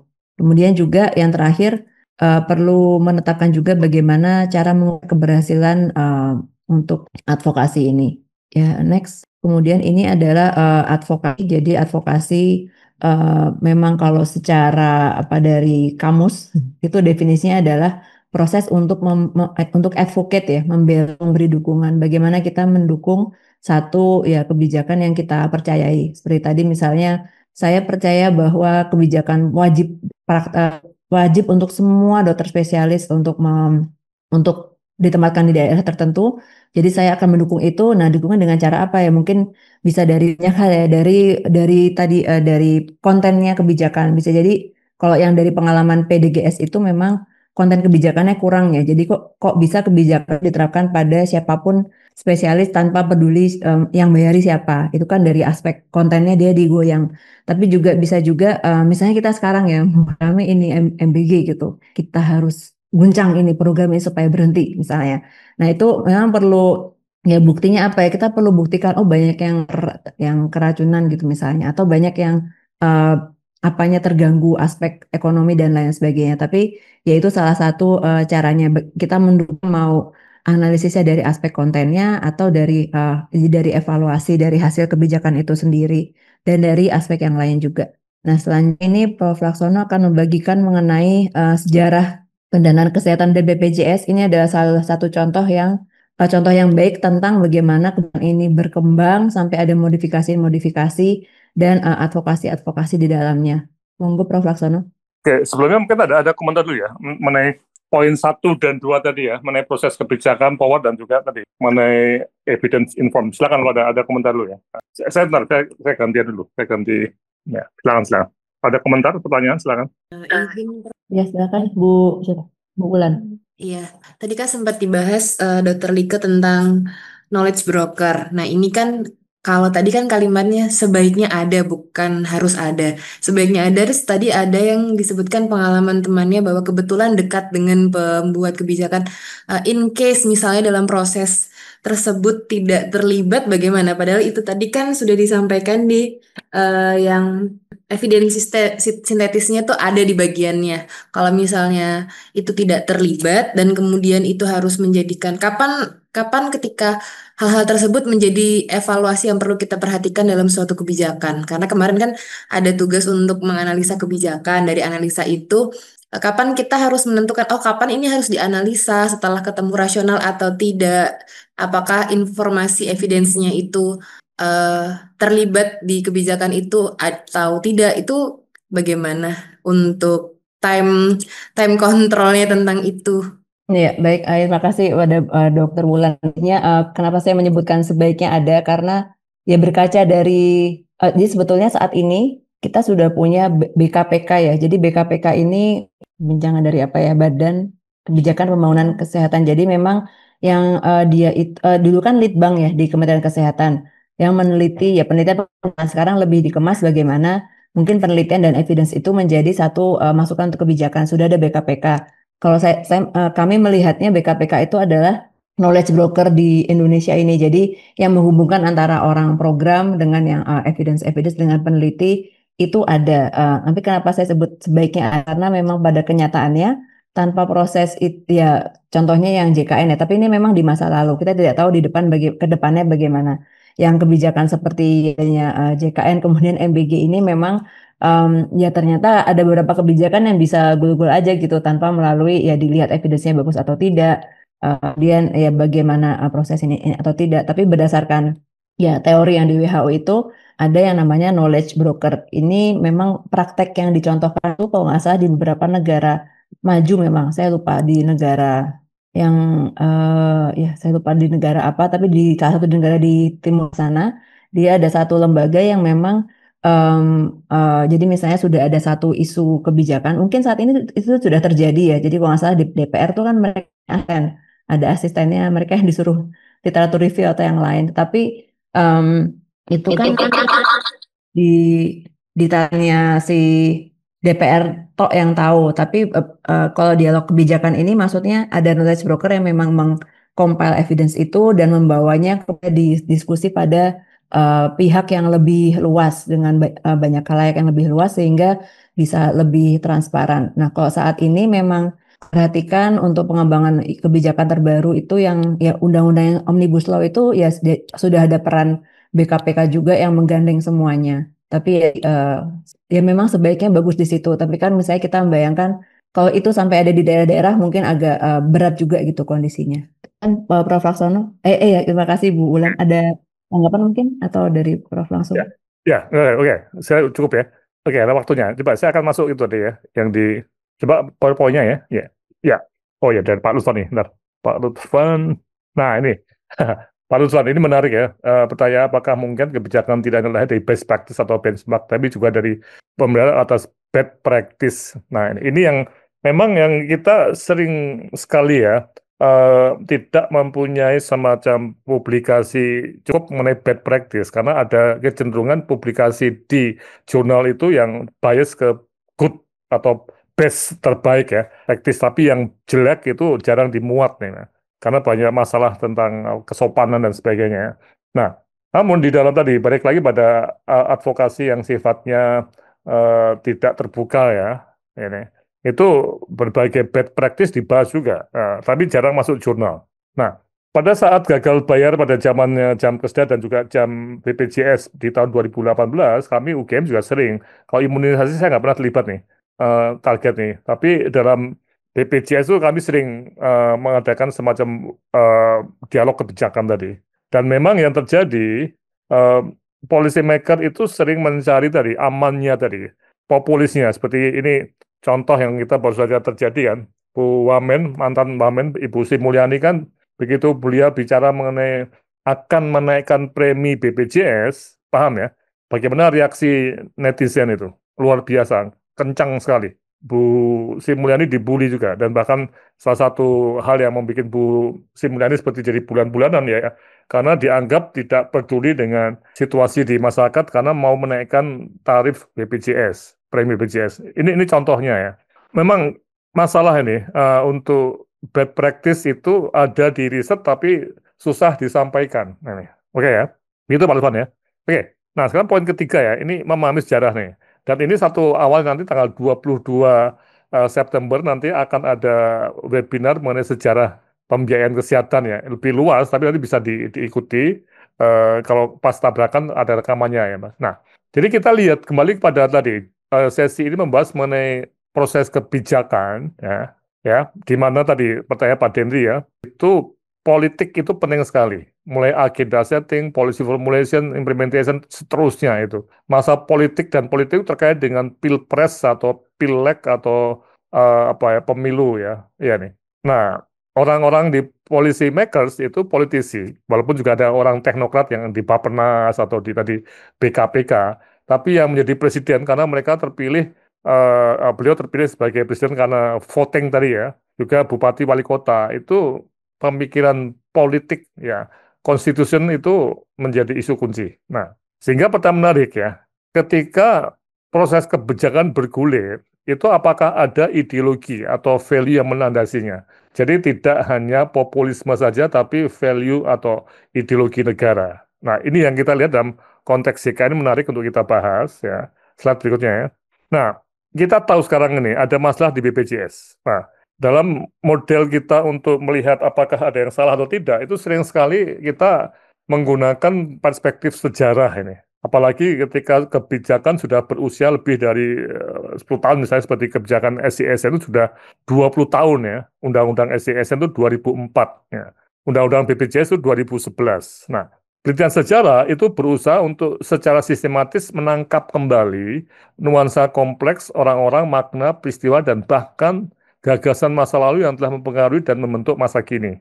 Nah, disinilah kita melihat proses kebijakan dan power di dalamnya tadi itu dilihat dalam perspektif sejarah. Ini, seperti kita mungkin pada hari-hari ini kita sering mendengar pidatonya Menteri Keuangan yang baru, dia melihat apa yang keliru pada saatnya Kementerian Keuangan di zamannya Pak SBY, apa yang benar, di zamannya Pak Jokowi, apa yang salah, apa yang benar ya. Siapa yang mengatakan bahwa Indonesia itu gelap dan macam-macam, itu dia sudah menggunakan apa yang kita sebut sebagai perspektif sejarah. Nah, ini yang menarik. Tadi politik itu akan bisa dianalisis jauh-jauh apa ya, puluhan tahun setelahnya. Nah, nih, dengan pengetahuan sejarah. Oke, slide berikutnya ya. Nah, sehingga mari kita lihat ya, seperti mengapa kok ada agenda setting tentang JKN di tahun 2004. Nah, dengan penelitian sejarah kita bisa melihat bahwa sebelum tahun 2004 itu sudah ada semacam JPSBK ya JPSBK ya nih.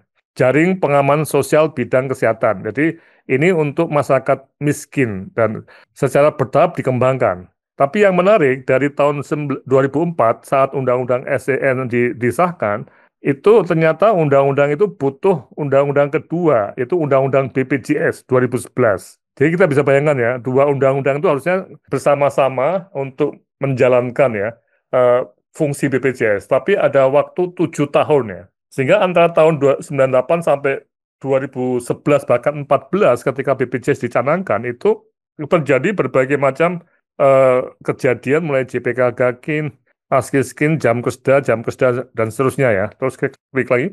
Ya.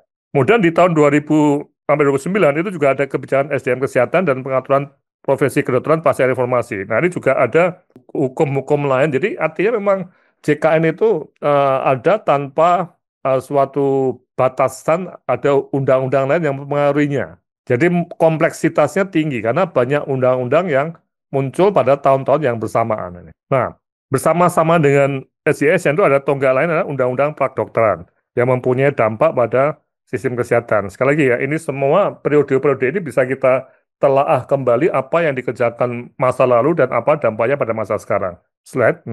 Nah, kemudian pada saat 2010, ya ini masih pra-COVID ya, sampai pra-COVID itu implementasi baru mulai Januari 2014 ini. Ya, dengan pembentukan BPJS. Coba Anda perhatikan ya, dari 2004 baru meluncur tanggal 1 Januari 2014. Ya, jadi selang waktu 10 tahun. Jadi ini kompleksitasnya tinggi sekali. Dan itu melibatkan 3 presiden. Undang-Undang SDSN ditetapkan oleh Bu Megawati pada hari terakhir beliau menjadi presiden di ujung tahun 2004. Kemudian Pak SBY secara tanda kutip ya bimbang selama 7 tahun menimbang-nimbang dan baru disahkan tahun 2011 Undang-Undang BPJS dan berjalan 2014 di masanya Pak Jokowi. Bisa dipahami ya? Ya. Nah, kemudian juga ada berbagai undang-undang dan juga kegiatan lain terkait asuransi yang cukup menarik ya, seperti pendanaan mandatory spending, dana transfer, praktek korupsi dan fraud dan sebagainya ya.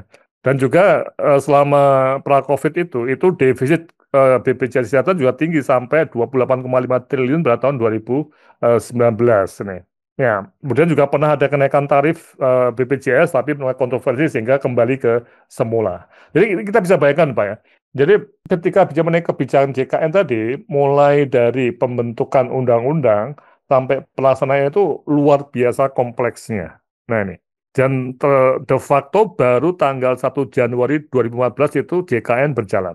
Oke ya, set. Nah nih, kemudian kita masuk pada, ya masih ke sini ya, produksi SDM dan distribusi juga masih tidak begitu bagus ini. Terus, nah kemudian timbullah COVID ini yang menarik ya. Jadi ada COVID. Nah, terjadi berbagai macam masalah ya. Terus, nah kemudian pasca COVID yang kita temui sekarang ini. Terus, ya, nah sehingga ketika melihat ke masa pasca COVID sekarang ini, bagaimana kita melihat ke belakang tadi, ya? Kita melihat ke belakang tadi di masa post-COVID ini kita kelihatan JKN kembali rugi ya, kembali itu ya. Nah, sebenarnya menjadi masalah nih. Sebenarnya apa sih yang dicari oleh JKN? Nah, sehingga dengan perspektif sejarah kita akan melihat ke masa lalu lagi, ya. Nah, kenapa terjadi undang-undang yang seperti itu ya? Seperti itu undang-undang SDSN dan undang-undang BPJS yang ternyata sekarang pun juga masih bermasalah. Jadi kalau kita sebutkan dalam konteks sejarah tadi, itu pada masa COVID, itu BPJS tertolong ya. Karena tahun 2019 sebelum ada COVID, itu BPJS sudah diambang kebangkrutan tuh ya. Ya, tadi ada dua kebijakan publik. Pertama, menaikkan premi APBN ya di 2019. Kemudian yang kedua, kebetulan ya anak COVID itu kebijakan pemerintah di mana pasien-pasien COVID ya, walaupun dia anggota BPJS itu dibayar bukan oleh BPJS, tapi oleh Undang-Undang Wabah itu yang membayar adalah pemerintah melalui dana PEN, Pemulihan Ekonomi Nasional. Nah, tapi sekarang terjadi lagi goncangan lagi. Nah, karena itu kembali pertanyaan menarik ya. Tentunya proses kebijakan itu di awal-awalnya itu tujuan untuk siapa toh BPJS ini? Nah, karena sekarang ada suatu kekhawatiran betul. BPJS itu dan buktinya juga ada, evidence-nya itu banyak dipakai untuk mereka masyarakat yang menengah atas. Ini ya. Oke. Nah, dengan perspektif sejarah kita kembali ke tahun 2000-an. Ini. Pada saat itu, sebenarnya ideologinya ya atau nilai yang diaju oleh pemerintah itu untuk menolong orang-orang miskin. Ya, ya. Tapi ada euforia di mana politiknya pemerintah itu tidak disukai yang sifatnya sentralistik ya. Nah ini, jadi sekali lagi ini kebijakan ini mulai dari suatu masa yang reformasi politik yang gaduh betul ya, sampai Pak Harto turun ya, ada demo-demo yang berdarah-darah juga ya. Nah, intinya itu untuk mereka yang miskin. Ya, slide berikutnya. Nah, ideologinya adalah keadaan sosial bagi seluruh bangsa Indonesia. Jadi jaring pengaman sosial menolong yang miskin dan terpinggirkan. Ya, oke ya. Tapi tadi kita akan lihat dalam waktu 10 tahun itu berkembang menjadi BPJS yang mungkin terjadi pergeseran nilai. Ya, slide. Karena yang sekarang itu indikatornya bahkan ada yang mengatakan menolong ekonomi dan menjadi UHC dengan pencapaian 95%. Jadi artinya 90% itu yang penting kartu Indonesia Sehat, KIS itu terbagikan ke 95%. Perkara apakah yang punya KIS itu bisa dapat akses atau tidak itu masalah lain. Bisa dipahami ya. Artinya memang BPJS itu yang penting kartu. Nah, siapa yang menggunakan tidak begitu dilihat. Oke ya, slide berikutnya. Nah, sehingga pertanyaan menarik ketika tadi ini menjawab policy implementation-nya, bagaimana pelaksanaannya. Apakah terjadi pergeseran value? Nah, ini yang menjadi isu kunci dalam konteks ideologi untuk proses kebijakan tadi. Slide. Ya. Apa asas dan tujuan dua undang-undang tersebut? Ya. Terus, mari kita tinjau UUD 45 dan Undang-Undang SDN dan Undang BPJS. Ya, slide. Pasal 34 UUD 45 nyatakan pasal 34 ya, nomor 1, 2, 3, dan 4 nih ya. Yang satu, fakir miskin dan anak telantar dipelihara oleh negara. Kemudian kedua, negara mengembangkan sistem jaminan sosial bagi seluruh rakyat dan memberdayakan masyarakat yang lemah dan tidak mampu sesuai dengan martabat kemanusiaan. Dan tiga, negara bertanggung jawab atas penyediaan fasilitas pelayanan kesehatan dan fasilitas pelayanan umum yang layak. Ketentuan lebih lanjut mengenai pelayanan ini diatur dalam undang-undang. Nah, ini undang-undang SISN dan undang-undang BPJS. Coba saya akan berhenti di sini ya. Apa komentar Bapak Ibu semua mengenai pasal ini? Pasal dalam UUD 45 ini. Terkait dengan BPJS. Ada komentar nggak? Ya, bisa di sana.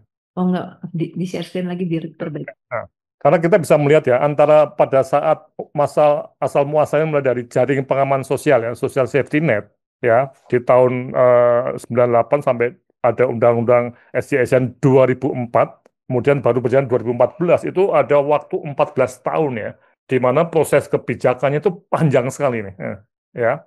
Nah, apakah value atau ideologi yang di zaman tahun 2000-an tadi ya, awal tadi, itu berpindah nggak atau bergeser nggak? Coba gimana nih, kira-kira paham nggak? Pasal ini harusnya gimana? BPJS sekarang ini, logikanya. Izin dok, izin Prof. Ya, silakan.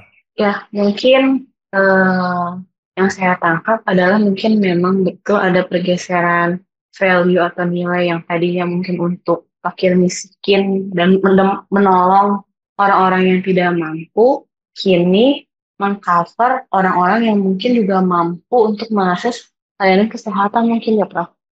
Ya, itu betul. Salah satu evidence yang dipakai, dan kita di UGM sudah sejak tahun ketiga itu mencurigai ini. Karena pada waktu itu kita di awal juga ada debat apakah BPJS mengcover yang kaya tidak. Pada waktu itu UGM berpendapat, sebenarnya BPJS kayak di Thailand itu juga hanya untuk menengah ke bawah. Ya.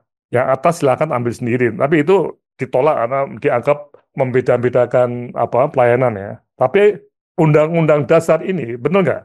Yang dipelihara oleh negaranya, dibayar negara toh, betul nggak? Fakir, Betul, miskin, dan anak-anak. Tapi kedua, negara mengembangkan sistem jaminan sosial bagi seluruh rakyat dan memberdayakan masyarakat yang lemah dan tidak mampu sesuai dengan martabat kemanusiaan. Jadi yang diberdayakan pertama kali yang lemah dan tidak mampu toh, betul nggak? Prof, maksudnya diberdayakan masyarakat yang lemah dan tidak mampu itu saya kok belum paham ya, Prof. Ya, ini artinya mereka yang tadi seperti safety net itu ya, tahu ya, mereka kan ada jaring pengaman sosial, tahu ya, JPS ya. Tahu maksudnya kenapa kok disebut sebagai jaring pengaman toh? Karena mereka yang miskin, kalau kena penyakit itu bisa mati atau katastrofik, atau yang setengah miskin tidak mampu itu akan jatuh betul. Ya. Tapi yang mereka yang mampu secara keuangan, harusnya mereka bisa punya safety net sendiri, beli asuransi kesehatan komersial. Paham nggak? Ya. Iya, Pak. Jadi ini kan negara kita kan bukan kayak Brunei Darussalam yang kaya raya itu. APBN kita itu hanya hidup dari pajak yang sekitar 10% dari GDP. Tax ratio kita itu lemah sekali. Ya. Di Swedia itu tax ratio-nya sampai 30%, sehingga negara itu punya uang untuk membayar yang kaya dan miskin. Bisa dipahami ya? Ya, Kalau Pak. bangsa kita, negara kita APBN-nya nggak kuat, pajaknya masih lemah seperti ini, pengeluarannya harus mikir-mikir nggak? Yang penting yang miskin dulu atau yang kaya dulu? Yang miskin dulu. Iya, nah ini artinya memberdayakan itu sesuai dengan martabat kemanusiaan, yang sakit ya dirawat. Bisa dipahami ya? baik Prof. Iya. Ya, ya. Jadi negara mengembangkan sistemnya, tapi bisa nggak sistemnya tadi bagi yang kaya itu, ya, dia pakai uang sendiri Harusnya seperti itu, Prof. dengan cara akses komersial, atau akses yang baik lah, atau mungkin auto pocket bisa juga. Jangan terlalu banyak membebani negara. Nah, ini yang terjadi masalah klasik di dalam negara-negara seperti Indonesia ini, kebijakan populis tadi dengan pernyataan UHC itu identik dengan pembagian kartu Indonesia Sehat tadi ya. Akibatnya apa? Orang kaya masuk BPJS dan ngambil banyak. Nah, nih, bisa dipahami ya? Bisa, Pak. Nah, sehingga daerah-daerah tertentu itu memang kekurangan dokter, kekurangan SDM, kesehatan, kekurangan fasilitas. Contoh untuk cat lab, tahu ya, cat lab itu ya. Cat lab di daerah Maluku Utara itu nggak ada. Itu bisa didanai oleh BPJS ya, artinya dibayar oleh BPJS ya. Tapi di Jogja itu banyak sekali. Bahkan di Sajito saya dengar sudah ada 5 atau 6 mesin cat lab. Dan mesin-mesin cat lab itu yang dalam kutip itu membuat BPJS juga harus bayar banyak ya. Nah nih, oke ya, bisa dipahami ya. Jadi dalam proses kebijakan yang panjang itu, yang namanya ideologi, ya value yang dianut negara itu bisa berubah nih. Nah, oke. Slide berikutnya ya. Nah, karena sebenarnya begini, kalau kita lihat pasal-pasal yang undang-undang ya, yang ngatur tadi, nah ini, sistem jaminan sosial didasarkan berdasarkan asas kemanusiaan, asas manfaat, dan asas keadilan sosial. Nah, ini ideologi ini, ya. Oke, terus ini juga berbasis pada manfaat, ya nih, asuransi sosial dan prinsip ekuitas, ya nih, pemerataan. Ya, terus Undang-Undang BPJS yang 2011 juga menyebutkan keadaan sosial juga sama, ya. Terus, nah, pertanyaan utamanya, nah ini yang jadi isu kunci ya. Setelah 10 tahun lebih ini ya, apakah perintah UUD 45 dan asas dan tujuan Undang-Undang SISN 2004 dan Undang BPJS itu telah tercapai atau tidak nih? Ini yang dalam proses kebijakan itu masuk pada policy evaluation-nya. Nah nih, paham ya? Tapi tadi yang ditanyakan Pak Dendri tadi, itu tidak mudah ini. UGM udah 10 tahun lebih terus memberikan isu ini, dan yang salah satu yang menarik kemudian ada kebijakan pemerataan ya. Dan juga sudah ada kesadaran bahwa Kementerian Keuangan harus mulai menaikkan premi ya. Tapi begitu Bu Menteri Keuangan dulu ya, Bu Siti Mulyani bicara di depan umum, langsung beliau kena kritikan habis-habisan di media sosial nih. Ya. Terus ya. Nah, jadi saya nggak tahu udah ada kelompoknya belum ya? Belum ada kelompoknya ya, Mbak? Coba deh, nanti kita bikin kelompok nih. Ada kelompok PKMK, ada kelompoknya KPMAK bersama ini. KPMAK ada berapa? 4 orang ya? Yang 4. Ya, itu satu kelompok. KMPK 2 Wow. bersama-sama Pak Dendi dan juga Bu Ayu tadi ya. Itu satu kelompok ya. Udah, siapa lagi? Sama kelompok yang di ini kampus, Prof. Ya, oh ya, kampus ya. Ya, oke ya. Jadi ada berapa? 5 kelompok, 4 kelompok ya? Ya. 5, Prof. 5 ya. Nah, coba deh Anda ini ya. Anda diskusikan ini. Saya tuh memang mendorong, memang ini menariknya kita pakai diskusi bukan di warung kopi atau di kafe atau di kantin, tapi diskusi melalui web ya. Nah, coba Anda perhatikan betul ya, dalam proses kebijakan dan power tadi ya, itu ada kebijakan yang bikinnya susahnya setengah mati, kayak JKN itu ya, butuh waktu antara 2004 sampai 2014, 10 tahun lebih ya, untuk akhirnya jalan ya, dengan berbagai macam cara dan jalan betul ya. Nah, seiring dengan waktu tadi, ya, proses kebijakan yang harusnya ideologis ya, mengacu ke UUD 45 tadi, itu bisa ternyata bergeser juga menurut saya nih, ini pengamatan saya. Sehingga BPJS sekarang itu seperti jauh dari apa yang dulu kita lihat dalam konteks jaring pengaman sosial yang memang seharusnya untuk mereka yang menengah ke bawah dulu. Ini.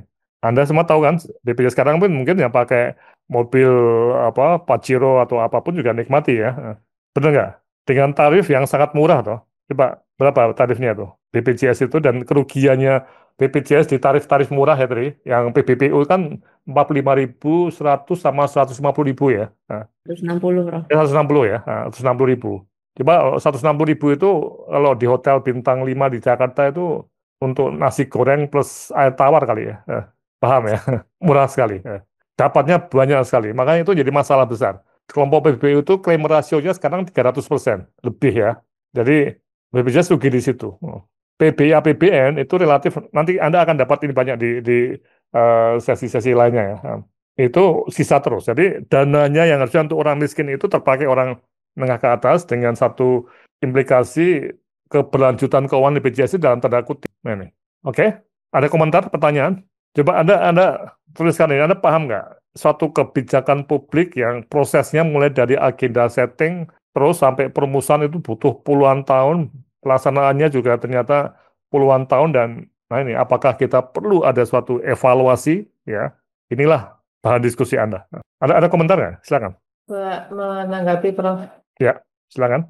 Ya, kalau saya mengamati dan merefleksikan BPJS selama ini, memang awalnya saya lihat sangat baik karena masyarakat yang miskin seperti kasus gagal ginjal dan lain sebagainya itu kan juga banyak di masyarakat yang miskin. Kemudian bisa tercover oleh BPJS dan bisa ditangani dengan relatif mudah. Dan itu sudah banyak yang merasakan manfaatnya seperti itu, Prof. Hanya saja memang semakin ke sini dengan jargonnya BPJS yang tidak membeda-bedakan itu, akhirnya yang menerima informasi terkait apa saja yang bisa di-cover oleh BPJS, kemudian bagaimana dia bisa memanfaatkan segala sistem yang sudah diberikan oleh BPJS, itu justru orang yang menengah ke atas dan juga pendidikan yang tinggi. Oleh karena itu memang akhirnya terjadi kesenjangan, namun BPJS sendiri tidak tadi itu entah ada alasan apa sehingga BPJS tetap memutuskan tidak ada apa istilahnya tadi seperti Prof sampaikan out of pocket atau mekanisme pembiayaan yang lainnya seperti itu. Jadi saya rasa saya juga setuju dengan Prof Laksono ada pergeseran nilai, namun saya tetap merasa BPJS ini tetap masih ada kesempatan untuk memperbaiki semua sistem ini begitu Prof, karena saya lihat value awalnya baik dan juga semakin ke sini UHC itu bisa tercapai, namun memang perlu dievaluasi di bagian apa ya analisis kepesertaan yang menerima manfaatnya lebih dominan dibandingkan yang menengah ke bawah seperti itu. Iya, justru itu Bu. Jadi ini ya sekali lagi ada suatu proses kebijakan yang tadi ada siklusnya ya. Coba dikembalikan ke siklus tadi ya.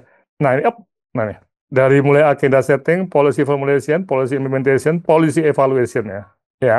Nah ini mungkin saatnya Bu. Karena mungkin BPJS dan bukan mungkin sudah terbukti BPJS itu sangat membantu untuk menengah ke bawah ya. Iya. Ketika ada keterbatasan anggaran ya, BPJS dan juga pusat juga APBN juga lemah, itu kita harus hati-hati untuk apa ya meneruskan model seperti ini. Harus ada suatu evaluasi. Ya, tapi tidak mudah ini. Karena misalnya ya, tadi kelompok PBPU yang diminta untuk membayar lebih loh. Paham ya? Kelompok PBPU ya. Itu bisa hirup pikuk nggak? Gaduh lagi nggak? Bisa gaduh, Prof. Yang menengah juga bisa jadi turun kasta jadi masyarakat yang kurang mampu mungkin turun level. Justru Karena ya, kalau di Thailand itu tidak ada yang bayar. Pokoknya yang menengah silakan masuk UHC. Nggak ada yang bayar. Jadi kalau Anda bayarlah akses komersial atau out of pocket. Jadi simple modelnya. Jadi tidak ada ini yang tanda kutip itu ini sebenarnya kaya nih, tapi kok nggak masuk BPJS? Karena BPJS itu desainnya memang untuk Indonesia itu untuk seluruh warga ya, yang kaya miskin tadi Iya. ya. Nah, tapi udah telanjur ya nggak apa-apa. Tapi bagaimana caranya sekarang, termasuk adanya kelas rawat inap standar KRIS itu ya. Mm. KRIS itu untuk ini sebenarnya supaya satu ruangan untuk 4 orang ya. Jadi yang mereka yang nggak suka 4 orang ya sudah ambil auto pocket atau akses komersial atau nambah sendiri. Ya. Iya tuh. Ya. Iya, Jadi iya. proses kebijakan yang sangat rumit ini dengan kasus yang sangat besar, menyangkut hajat hidup ratusan juta orang. Nah, ini yang perlu ada ideologi ya, yang menjaganya. Oke ya, tapi ini ideologi ini yang tidak jalan. Sekarang ini loh, menurut saya ya. Oke ya, karena waktunya ada jam 2. Ada lagi ya komentar atau pertanyaan? Saya, Prof, Ya, mau silakan. tanya Ya, pendapat silakan. Prof. Laksono tentang edabu. Edabu. Ya. Iya, kan sekarang semua sudah harus dimasukkan edabu untuk bisa UHC. Jadi tidak memandang kamu kaya atau miskin, semuanya dimasukkan di edabu begitu, Prof. Iya, maksudnya gini Bu, UHC itu apakah hanya terkait dengan tadi kartu Indonesia Sehat Bu? Nah, nanti ada Ibu dari mana? Dari KPMAK ya?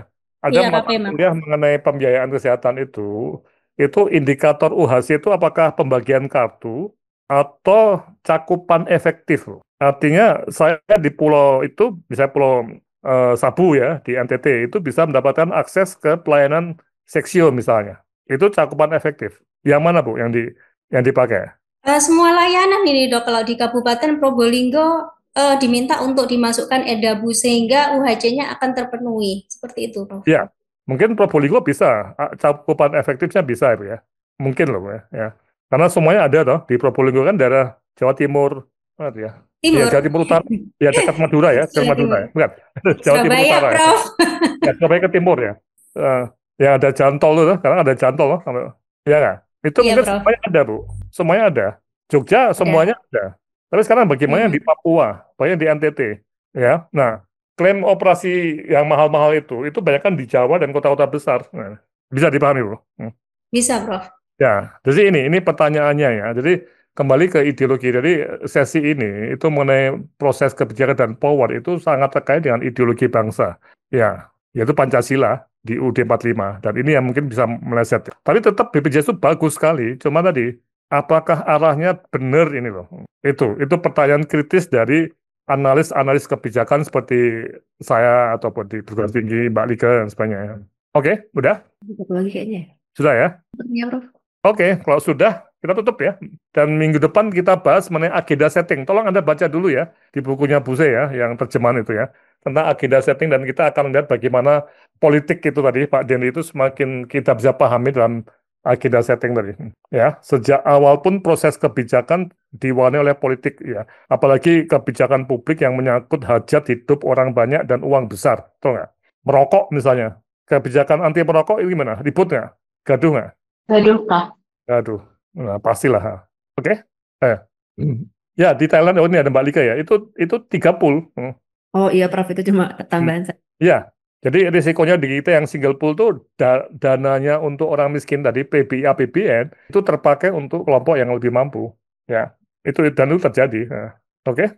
Sudah? Udah ya. Jadi saya anggap kami anggap sudah paham mengenai proses kebijakan dan power tadi ya. Ya, baca lagi ya bukunya ya. Oke, sampai ketemu lagi. Yuk.